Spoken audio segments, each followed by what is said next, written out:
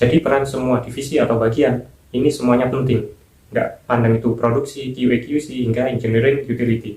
Karena semua bagian-bagian ini penting perannya, maka yang diperlukan di sini adalah super team, bukan Superman. Kalau ada Superman, berarti ada Batman. Batman. Oke.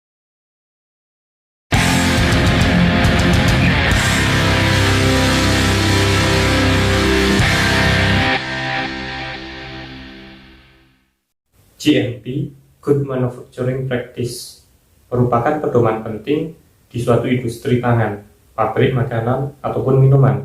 Apapun posisi yang teman-teman akan lamar, baik itu QA QC, produksi, hingga engineering utility, pedoman penting, prinsip penting dalam pembuatan makanan. Karena apa? Ya, melibatkan keamanan pangan, apalagi diproduksi dalam jumlah yang besar. Gimana kalau semua pekerja tidak paham dengan konsep ini? Yang pasti produk akan wassalam. Karena apa? Keamanan pangannya dipertanyakan. Sama artinya perusahaan juga akan terancam. Nasib pekerja pun di dalamnya akan wassalam juga ya. Setidaknya ada 10 prinsip GMP di industri makanan. Bisa dicontoh juga diterapkan di UMKM. Dalam GMP ini bisa saya katakan merupakan dasar sebelum melangkah jauh ke bagian HACCP, Hazard Analysis and Critical Control Point. Sebelumnya kita pernah bahas di sini ya, sehingga si produsen akan lebih mudah dalam menghasilkan produk yang aman, baik dari cemaran mikrobiologi, kimia, maupun fisika. Karena materi ini penting bagi teman-teman yang belum punya pengalaman kerja, jadi tolong diperhatikan poin penting yang saya sampaikan. Pertama, desain bangunan yang disesuaikan dengan karakter produk. Hal ini sudah ditentukan oleh perusahaan ya, kita tinggal mengikuti aturan di dalamnya nanti.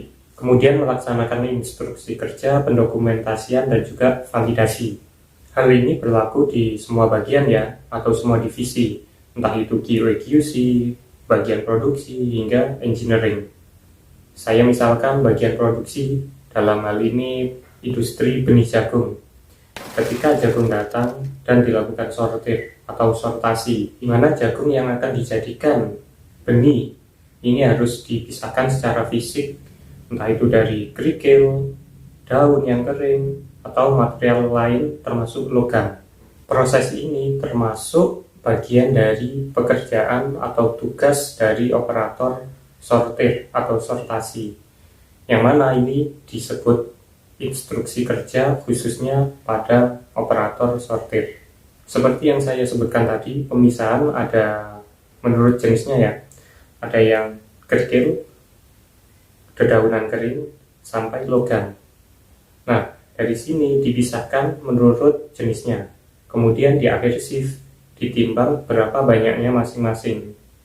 Nah, di sini tugas dari kepala regu atau ketua regu di shift tersebut adalah mendokumentasikan masing-masing dari jumlah benda asing, termasuk hasil baik dari jagung yang bisa masuk ke proses selanjutnya, itu berapa.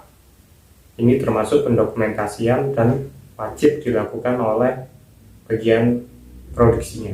Kemudian validasi dari proses ini yaitu metode yang dapat memberikan hasil konsisten terhadap proses tadi ya, yaitu instruksi kerja dan pendokumentasiannya, bahwa benar-benar dilakukan secara benar. Kalau proses sortasinya sudah sesuai dengan jenis-jenisnya masing-masing. Jadi poinnya antara instruksi kerja sudah terlaksana dan pendokumentasiannya ini juga sesuai. Jadi tips bagi teman-teman yang melamar bagian operator produksi, operator QC, ataupun engineering, benar-benar pahami instruksi kerja yang ada di bagian teman-teman. Kemudian memelihara fasilitas dan peralatan, sarana prasarana ya. Contohnya QC, analis mikrobiologi, mulai awal dari penyiapan media, alat dan bahan, kemudian saat proses penumbuhan mikro atau bakteri, proses inkubasi itu harus seperti apa sesuai instruksi kerjanya, sampai penghitungan jumlah mikrobiologi dan pencucian petri dish. Contoh selanjutnya bagian engineering, welding atau welder, atau pengelasan ya, bagaimana APD yang harus dipakai, alat pelindung diri, yaitu bagian seperti helm, kemudian masker, sarung tangan saat proses pengelasan dilaksanakan. Setelah pekerjaan selesai, semua fasilitas yang dipakai tadi dirawat, intinya dijaga ya. Prinsip selanjutnya adalah menjalankan SOP, standar operasional prosedur, IK, instruksi kerja, dan melaksanakannya. Saya rasa ini sudah jelas ya. Kemudian kompetensi, ini berhubungan dengan pengetahuan dan juga skill dalam menghasilkan produk yang aman dan higienis. Sepertinya ini perlu video tersendiri ya nantinya saya buatkan, khususnya tentang cleaning, sanitasi, dan juga hygiene. Yang mana higienitas ini mencakup dari proses pembuatan, penyimpanan, hingga packaging atau pengemasan produk.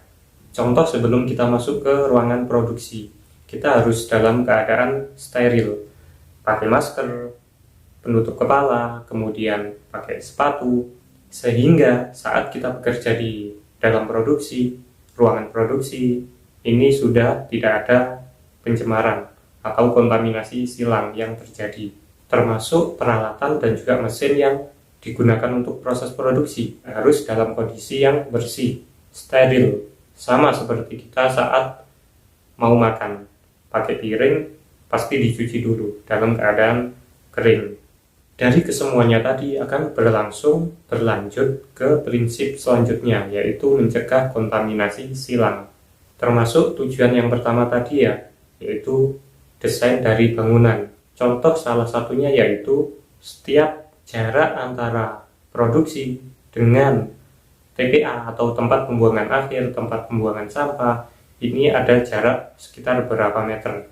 Ini diatur sedemikian rupa, jadi seperti siklus ya, mulai dari yang pertama, desain bangunan, sampai ke 8, menjaga dari kontaminasi silang, yang ujungnya adalah menjaga kualitas. Dan prinsip yang terakhir yaitu melaksanakan audit, yang mana tujuan dari proses audit ini untuk mengevaluasi dari proses pertama sampai terakhir, apakah sesuai antara dokumen dan juga di lapangnya. Jadi peran semua divisi atau bagian ini semuanya penting. Nggak pandang itu produksi, QA, QC, hingga engineering, utility. Karena semua bagian-bagian ini penting perannya, maka yang diperlukan di sini adalah super team, bukan Superman. Kalau ada Superman berarti ada Batman. Batman. Oke, jika kamu merasa video ini bermanfaat, tolong kasih like, unlike aja kalau nggak bermanfaat, sebarkan ke teman-teman kalian.